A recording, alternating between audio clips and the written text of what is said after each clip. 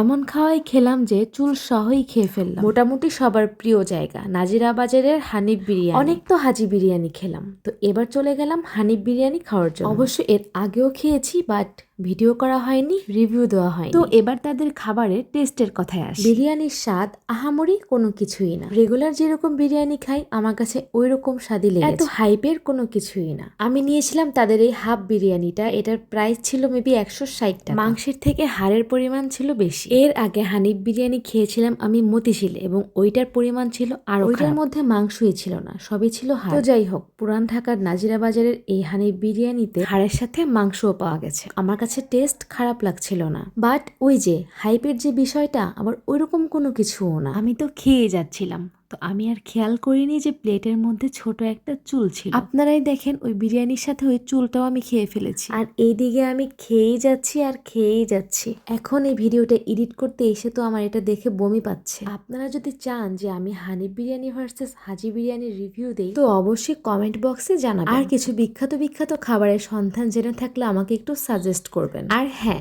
ভিডিওটি যদি আপনাদের ভালো লেগে থাকে তাহলে পেজে একটা ফলো দিয়ে দিবেন।